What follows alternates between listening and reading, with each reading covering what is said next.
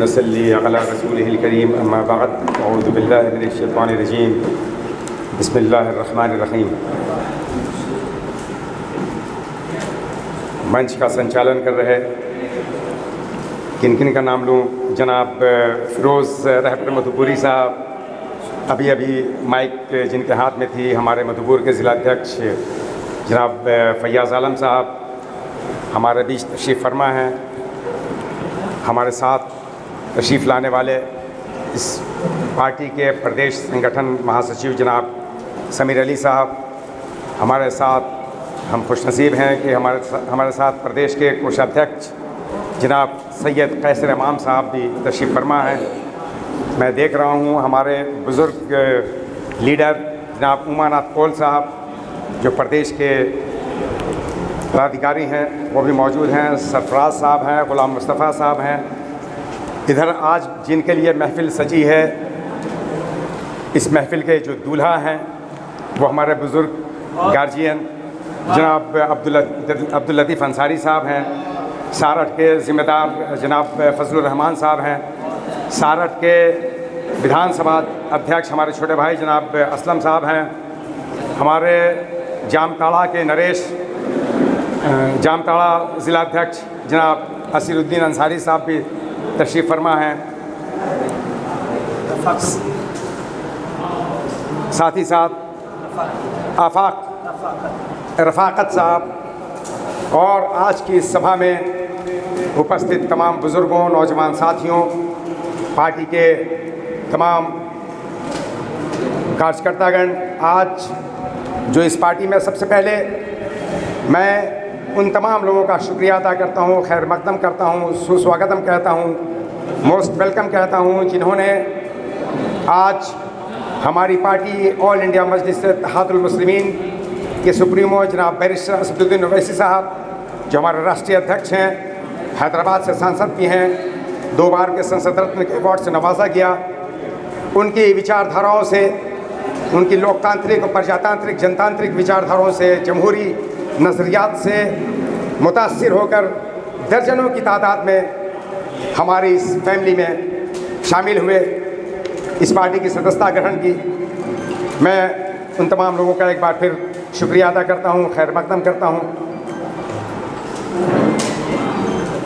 हम लोग मधुपुर की सरजमीन पे हैं जहाँ की आवाम एक मखसूस ख़ानदान के शिकंजों में सिसक रही है और ये मखसूस ख़ानदान अपनी ग़ुलाम क़यादत के शिकंजों में सिसक रहा है। हमें इनसे आज़ादी लेनी है। आप ख़ासकर मुस्लिम समाज ये सुनकर खुश होता होगा कि विधायक यहाँ का मुस्लिम है। किसी जगह के, किसी विधानसभा के आदिवासी भाइयों के विधायक आदिवासी समाज के लोग वो खुश हो सकते हैं कि मेरा विधायक आदिवासी है। दलित भाई खुश हो सकते हैं कि मेरा विधायक दलित है। पिछड़े वर्ग के लोग खुश हो सकते हैं कि मेरा विधायक पिछड़े वर्ग का है। लेकिन मेरे भाई, जो किसी वर्ग का होता है, किसी वर्ग से संबंधित हो, जैसे मुस्लिम समाज, मुस्लिम कोई विधायक होता है, वो सिर्फ़ और सिर्फ अपने ख़ानदान तक, अपने बीवी बाल बच्चों तक उसकी महदूद रहेगी सियासत। लेकिन जो मुसलमानों का लीडर होगा वो सर्व समाज का हितैषी होगा। जो दलित लीडर होगा वो अपने घर वालों तक महदूद होगा। जो दलितों का लीडर होगा वो सर्व समाज का हितैषी होगा। जो आदिवासी लीडर होगा वो सिर्फ अपने आदिवासी, अपने बीवी बच्चों तक ही उसकी ज़िंदगी महदूद होगी। लेकिन जो आदिवासियों का लीडर होगा वो सर्व समाज का हितैषी होगा। आज बैरिस्टर साहब की बात है, हम उन्हें जानते हैं, पहचानते हैं, सुनते हैं और सुनाते हैं, लेकिन अफसोस हमने आज तक समझा नहीं। जिस दिन बैरिस्टर असदुद्दीन ओवैसी साहब को आप समझ जाएंगे, हमारा समाज समझ जाए, उस दिन हमारी सारी समस्याओं का समाधान हो जाए, सारे मसाइल का हल हो जाए। आज जिस राजनीति की बात करते हैं, सियासत की बात करते हैं, हम समझते नहीं कि सियासत है क्या। हम जो राजनीति करते हैं वो राजनीति है क्या। मेरे भाई, मानव समाज में अपने मौलिक अधिकारों को, संवैधानिक अधिकारों को प्राप्त करने की कला को राजनीति कहते हैं। इंसानी माशरे में अपने आईनी हुकूक को हासिल करने के फ़न को सियासत कहते हैं। यानी ये सियासत एक फ़न है, एक हुनर है, एक आर्ट है, एक कला है। दुनिया साक्षी है कि दुनिया की हर कलाओं में, दुनिया के हर फ़न, हर हुनर में हमारा कोई सानी, हमारा कोई मद्दे मुकाबिल नहीं है। हमारा मीन्स हम मुसलमानों का सर का बाल काटने से लेकर पैर की जूती और चप्पल बनाने तक वो फन, वो हुनर, वो आर्ट आपके पास है। ये कपड़े जो हम ज़ेबतन करते हैं, इसको बुनते भी हम हैं, कटिंग भी हम करते, सिलाई भी हम करते, और अगर पाक, साफ़ और शफ़ाफ पानी में पूजा के लिए, इबादत के लिए अगर धुल के, आयरन करके अगर कपड़े हासिल करना हो तो वो मुस्लिम धो भी ही देगा।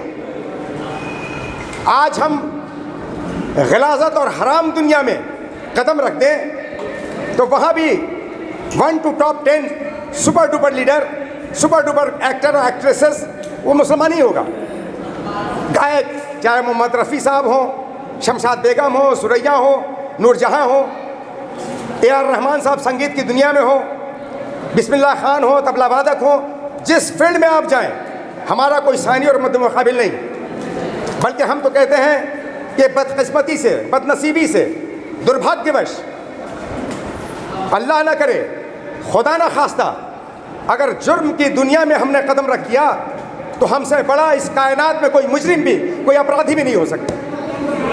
ये फैज़ है इस कलमे ला इलाहा इल्लल्लाह मुहम्मद रसूलुल्लाह सल्लल्लाहु अलैहि वसल्लम का, मौजज़ा है, एक मिराकल है, एक चमत्कार है। लेकिन अफसोस, सद अफसोस, हम एक वाहिद फील्ड, वाहिद फ़न जो सियासत का फ़न है, जो पॉलिटिक्स की जो आर्ट है, जो राजनीति की कला है, इस कला में हम ज़ीरो है, साइफर है, शून्य है। इसमें दुनिया के हर समाज के लोगों से हम पीछे हैं। क्यों? ये फ़न क्यों हासिल नहीं किया हमने? इस कला में हम पीछे कैसे रह गए? इस कला में निपुण होने का, प्रखर होने का, अव्वल होने का शर्फ कैसे हासिल कर सकते? क्या किसी इंटेलेक्चुअल, स्कॉलर, एजुकेशनिस्ट और फिलोसफर की फिलॉसफी पढ़ने की ज़रूरत है तब ये कला आएगी? किसी मोटिवेशनल स्पीकर की स्पीचेस सुनने की ज़रूरत है तब ये कला सीखेंगे हम? क्या किसी मुकर्रिर की शोलाबियाँ तकरीरों को सुनेंगे तब ये कला आएगी? क्या 200-500 पेजेस की किताबें कोई ऐसी हैं इस दुनिया के सरज़मीन पे, उसको पढ़ने के बाद ये कला, ये फ़न आएगा? नहीं। ये फ़न बहुत आसान तरीक़ा है जो हमारे सुप्रीमो जनाब बैरिस्टर असदुद्दीन ओवैसी साहब, हमेशा आप सुनते होंगे, वो हमेशा ख़ुद मुख्तार क़यादत की बात करते हैं, सेल्फ इंडिपेंडेंट लीडरशिप की बात करते हैं, ख़ुद मुख्तार क़यादत, ख़ुद मुख्तार सियासी क़ुव्वत और ताकत हासिल करने की बात करते हैं, आत्मनिर्भर नेतृत्व, आत्मनिर्भर राजनीतिक शक्ति हासिल करने की, प्राप्त करने की बात करते हैं। ये ख़ुद मुख्तार क़यादत है क्या? सेल्फ इंडिपेंडेंट लीडरशिप है क्या? ये सेल्फ इंडिपेंडेंट लीडरशिप यह है कि कोई भी जाति विशेष, धर्म विशेष, वर्ग विशेष या वर्ण विशेष का व्यक्ति किसी समाज का हो, कि हिंदू हो, मुसलमान हो, सिख हो, ईसाई हो, आदिवासी भाई हो या दलित हो, उनके समाज का ऐसा लीडर जो अपने आप में स्वतंत्र हो, आज़ाद हो, सेल्फ इंडिपेंडेंट हो, यानी अपने समाज की समस्याओं के समाधान का अनुवादक वो स्वयं हो, अपने समाज के शोलांगेज मसाइल का तर्जुमान वो खुद हो।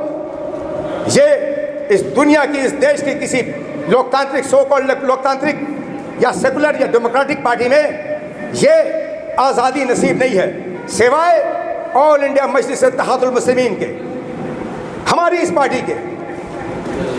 कोई भी पार्टी, आज हमारे विधायक वर्तमान हफीजुल हसन साहब, क्या ये आज़ाद हैं अपने समाज के मसाइल की तर्जुमानी कर सकते, इनकी बकार निकलती जब मुसलमानों के मसले की बात आएगी, मॉब लिंचिंग की बात आएगी, इनके हुकूक की बात आएगी, इनको इंसाफ दिलाने की बात आएगी, ये गूंगे हो जाएंगे, इनके होंठ सिल जाएंगे, ज़ुबानें गंग हो जाएंगी।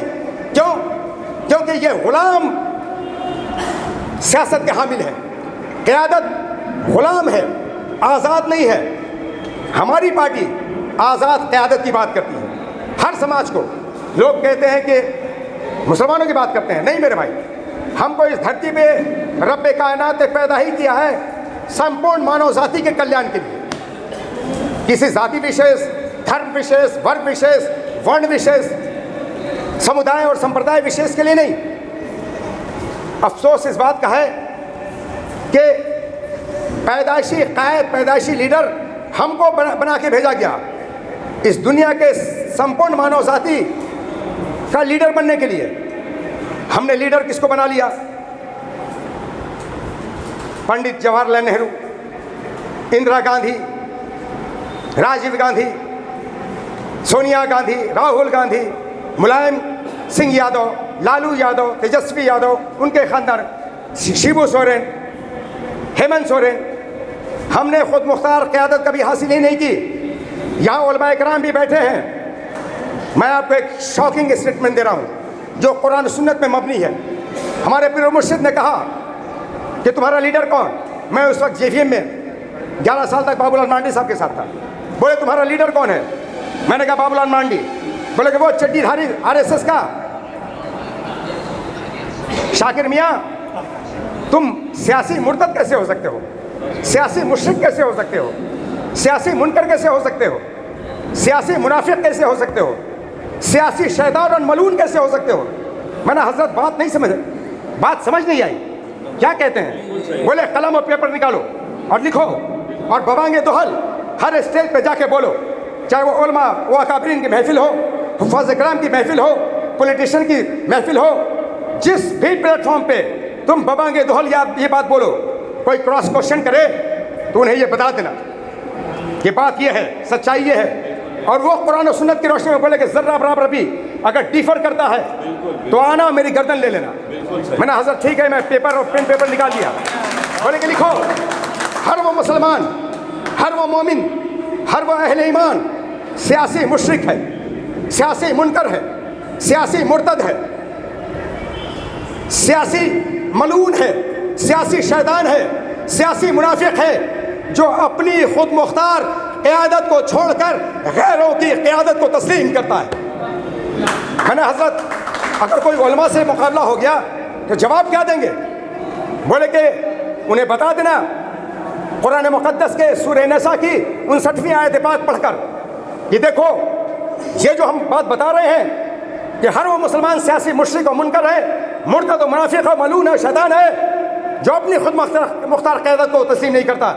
जिसके बाद हमारे बैरिस्टर असदुद्दीन ओवैसी साहब 15-16 साल से गली गली, डगर डगर, नगर नगर, कूचे कूचे घूम घूम कर बता रहे हैं, लेकिन हम कान पे जूं तक नहीं हमारे रहेंगे। हम खुदाई दावा माज़अल्लाह लेकर हम बैठे हैं कि नहीं, भाजपा को हराना है, इस्लाम को बचाना है। नहीं, वो इत्तेफाक हमारे पीर मुर्शिद ने कहा कि वो इत्तेफाक ये है, फ़अऊज़ु बिल्लाहि मिनश शैतानिर रजीम, या अय्युहल्लज़ीना आमनू अतीउल्लाह व अतीउर रसूला व उलिल अम्रि मिनकुम फ़इन तनाज़अतुम फ़ी शैइन फ़रुद्दूहु इलल्लाहि व रसूलिहि इन कुंतुम तु'मिनूना बिल्लाहि वल यौमिल आखिर ज़ालिका खैरुन व अहसनु तावीला। ऐ मुसलमानों, ऐ ईमान वालों, ऐ तमाम दुनिया के तमाम अहले ईमान, अल्लाह की अताअत करो, अल्लाह के रसूल सल्लल्लाहु अलैहि वसल्लम की अताअत करो और अपने अहले अम्र की, अहले हकम की, अमीर वक्त की, जो सियासत और हुकूमत से वाबस्ता हो, जो शासन और प्रशासन से वाबस्ता हो, जुड़ा हुआ हो, उसकी अताअत करो। बस उसमें शर्त एक है कि वो मोमिन हो, मोमिन हो, वो प्रैक्टिकल मुस्लिम हो, सिर्फ मुस्लिम नहीं हो, मोमिन हो, अमली मुसलमान हो, शर्त है। और अगर तुम्हारे दरमियान कोई तनाज़ात हो जाए, इख्तलाफात हो जाए, मतभेद हो जाए, तो किसी उलमा और अकाबिरीन की बारगाह में मत जाओ, किसी इंटेलेक्चुअल और स्कॉलर की बारगाह में मत जाओ, किसी साइंटिस्ट की बारगाह में मत जाओ, किसी पॉलिटिशियन और हिस्टोरियन की बारगाह में न जाओ, बल्कि लौटो अल्लाह और उसके रसूल सल्लल्लाहु अलैहि वसल्लम की बारगाह में, अगर तुम मोमिन हो और क़यामत के दिन पे ईमान रखते हो तब। और सुनो, यही बेहतरीन तरीका है और इसका अंजाम भी बेहतर है। हम लोगों को यही मालूम है बचपन से कि इस्लाम के 5 अरकान तौहीद, नमाज, रोज़ा, ज़कात और हज, नबी कौनैन सल्लल्लाहु अलैहि वसल्लम ने हज्जतुल विदा के दिन 9 ज़िलहिज्ज को अराफात के मैदान में जबल रहमत के करीब अपनी कस्वा नामी ऊँटनी पर सवार होकर 1,24,000 कमोबेश जाने सारे सहाबा रिज़वानुल्लाह ताला अलैहिम अजमईन के मुतबर्रक जमात से खिताब फरमाते हुए 6 अरकान बताए, 5 नहीं 6 अरकान बताए। गौर से सुनेंगे, ऐ लोगों, सिर्फ और सिर्फ अल्लाह की इबादत करो यानी तौहीद, 5 वक्त की नमाज अदा करो, महीने भर के रोज़े रखो, खुश दिली के साथ अपने मालों की ज़कात देते रहो, अल्लाह के घर का हज अदा करो 5, और अपने अहले अम्र की, अहले हकम की और अमीर वक्त की अताअत करो तो तुम अपने रब की जन्नत में दाखिल कर दिए जाओगे। यानी अल्लाह की जन्नत में दाखिल होने की अहम शर्तों में एक शर्त यह है कि आपको अपना कायद, रहबर, लीडर, रहनुमा चुनना ही पड़ेगा, मानना ही पड़ेगा, तभी हमारे मसाइल का हल होगा, वरना आने वाले दौरे खिलाफत तक हमारे मसाइल का हल नहीं होगा, नहीं होगा, नहीं होगा।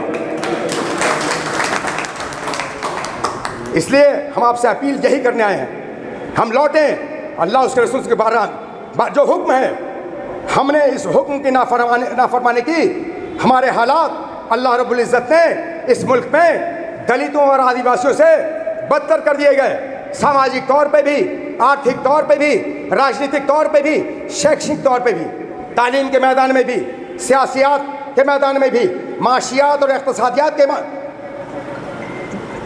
मैदान में भी और तालीम के मैदान में भी, सोशली, इकोनॉमिकली, पॉलिटिकली और एजुकेशनली हमारे हालात इस मुल्क में दलितों और आदिवासियों से बदतर हो गए। क्यों?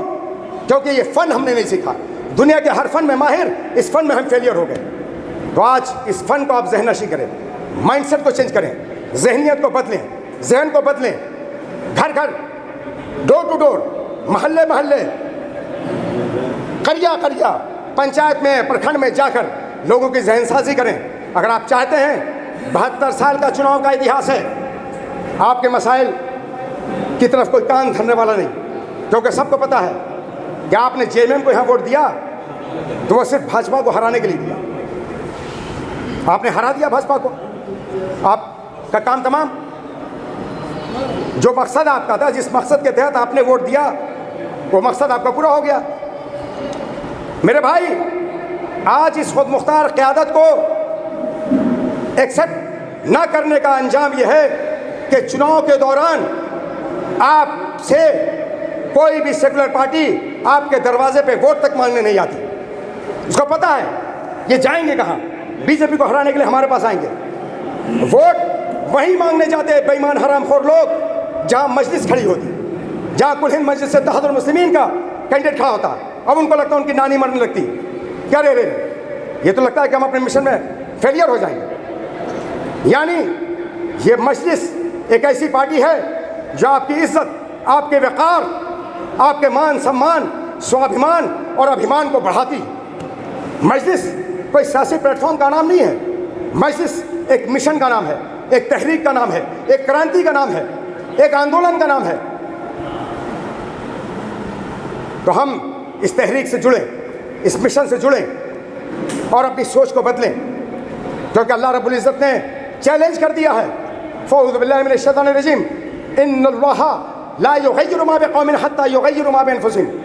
Undoubtedly, no doubt, the Almighty Allah doesn't change the condition of those who don't want to change themselves. बेशक बिला शक व शुबहा, निस्संदेह अल्लाह रब्बुल इज़्ज़त उस कौम के, उस समाज के हालात तब तक नहीं बदलता जब तक वो समाज बज़ाते खुद अपने हालात बदलने के लिए कोशिश न करे, जिद्दोजहद न करे, संघर्ष न करे, स्ट्रगल न करे। अल्लाह का चले और रब के बदलने का बड़ा अजीब व गरीब नहीं, अजीब व अमीर उसका इंतज़ाम है। रब ने कहा कि अगर तुम नहीं बदलोगे तो सुनो, हम तो बदलेंगे नहीं, तुम अगर नहीं बदले पूरी कौम को दफन कर देंगे, फिना कर देंगे।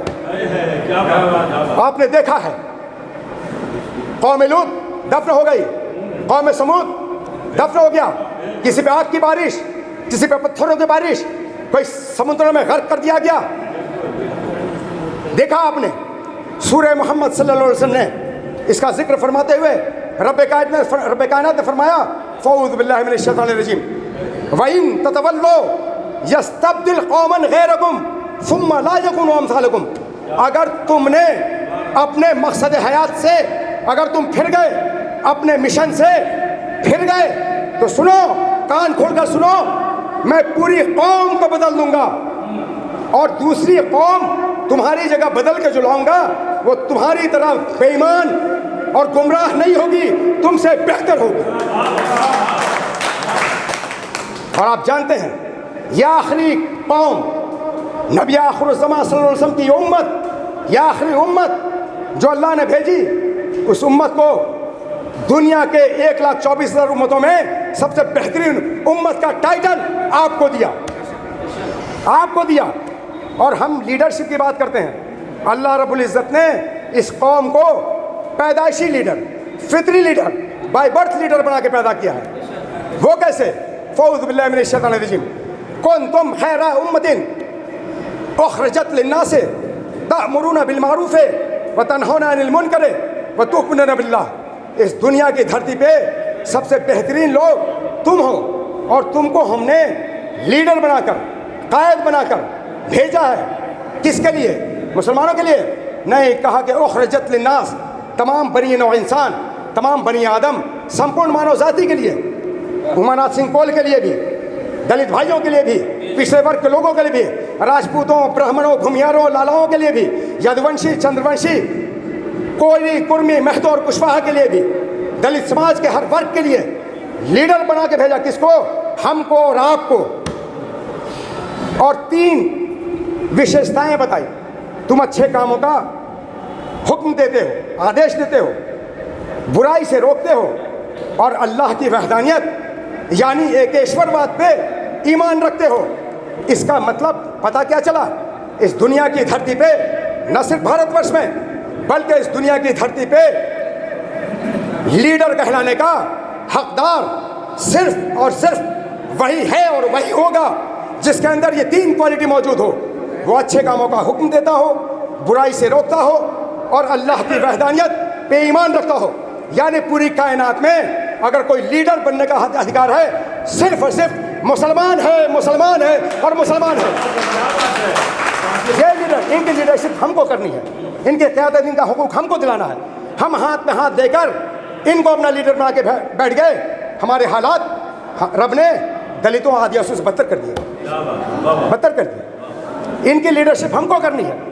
हम हाथ में हाथ धर के किसको अपना लीडर बना लिया? इन मुश्रिकीन को, मुनकरीन को, मलूनीन को, शायतीन को और मुनाफिकीन को।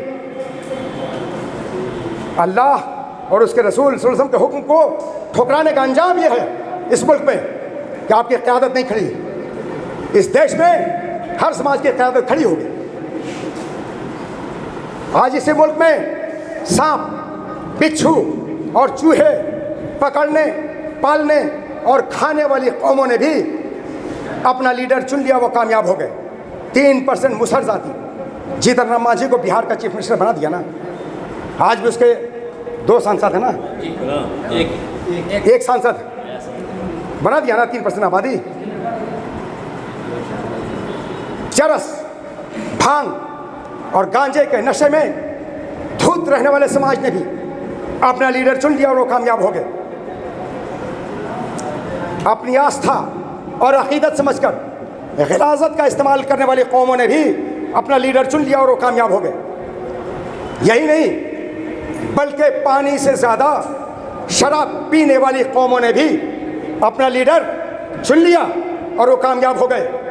लेकिन फिरोज साहब, हम आब ज़मज़म नोश फरमाने वाली और रोज़े महशर हौज़ कौसर पे जामे कौसर की तमन्ना रखने वाली कौम 75 साल में अपना रहबर, अपना लीडर, अपना कायद और रहबर ना चुन सकी। यह अफसोस का मकाम नहीं है, इस उम्मत का अलमिया नहीं है। ये कैसे मुमकिन है ये मुमकिन तभी है जब आप अपनी खुद मुख्तार क़यादत को तस्लीम करें। हार या जीत का मालिक रब की ज़ात है, मौत हयात का मालिक रब की ज़ात है। हुकूमत किसको देगा, किससे लेगा, वो रब की इज़्ज़त किसे देगा, जलील किसको करेगा, वो रब की मिल्कियत है। बल्कि दुनिया की हर शय पे, हर चीज़ पे, हर वस्तु पे मेरा रब अधिकारी है। आप खुद मुख्तार क़यादत को तस्लीम करने के लिए वोट दो। खुदा न खास्ता, अल्लाह न करे उसमें हम हार भी जाएं, तो हमारा ईमान और अक़ीदा यही होना चाहिए कि उसी हार में मेरी जीत है। आज हारे हैं, कल इंशाअल्लाह उसी हार में जीतेंगे। मैं भूख काफ़ी तेज़ लगी आप लोगों को, इसलिए शायद बोर भी हो रहे हों। मैं बहुत ज़्यादा वक्त नहीं लूँगा। एक बड़ी मस्जिद सजाएं। आप तो मखसूस लोग हैं, समाज के अगवा लोग हैं। कोई बड़ा मैदान हो, लोगों को बुलाएं।